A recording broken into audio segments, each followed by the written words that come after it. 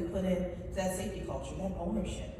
And when we talk about the safety 360 mindset, we move from mandates to mindsets. We move from rules to relationships. And that's where the real transformation comes in. So our call to action is not the title, it's a daily choice. If you want to create a safety culture that's felt and not forced, we must lead everyday actions that reflect the 3 core principles that I talked about. Influence over authority. Now, one thing that I want to say is, influence one person directly today, or tomorrow when you go, or the next day when you go back to your work site. Model the mindset and behaviors that you want to multiply. Again, they're looking at you. Every time a leader is walking by, if I'm walking on my cell phone, walking and talking to myself, if I'm, leaving out without my seatbelt, they're seeing that. We have to model those behaviors as well, no matter what our title is. Okay. So the next one is commit to growth and development. I mean, even in this, where we're at right now, we're growing, we're learning together. The picture here, as I said before, I'm a master leadership coach, trainer, speaker, and teacher. And this was my first conference I went to, and I got certified for coaching and speaking.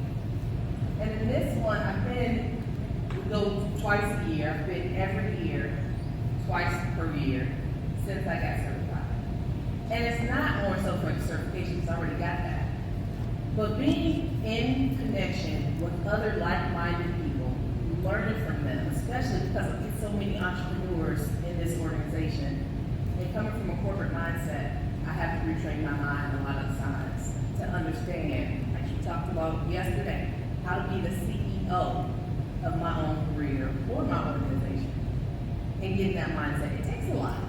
Because guess what? We have these cushy, comfy jobs with benefits and insurance and all that, and we get scared.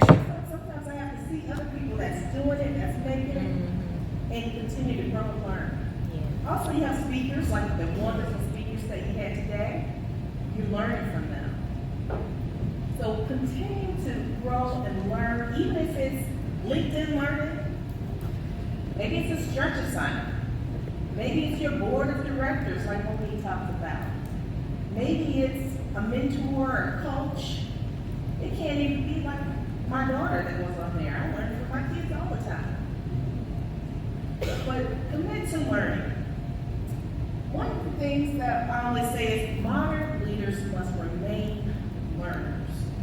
And when I go to this international national certification, the person I see on the front row, still taking notes, is 78-year-old John Maxwell.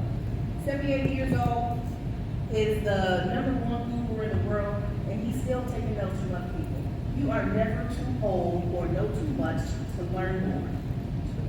I see you over there shaking your head, she's telling us, right? And so we have to continue.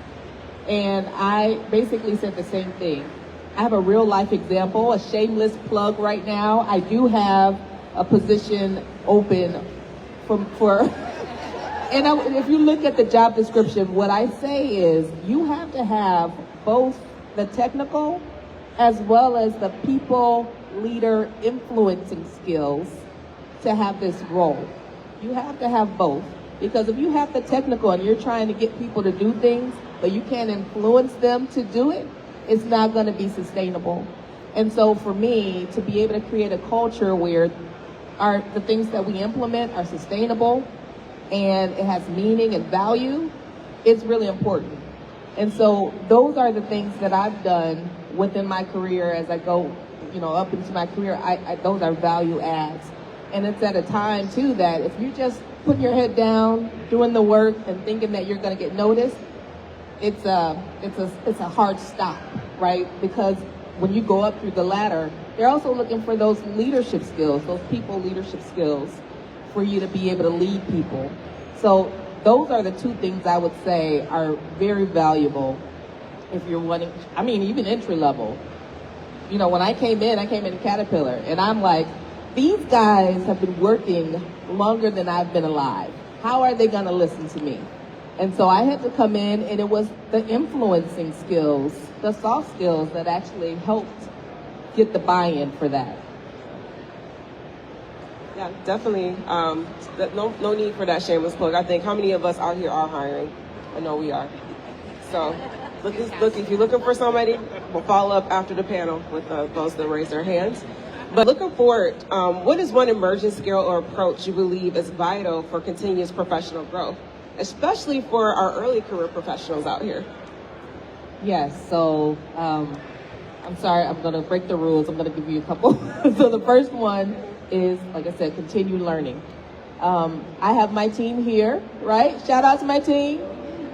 I think it is very important for them to learn, not just the technical. They're here for technical, but I also take them to leadership conferences so they can learn and continue learning. I do that myself, even at my age.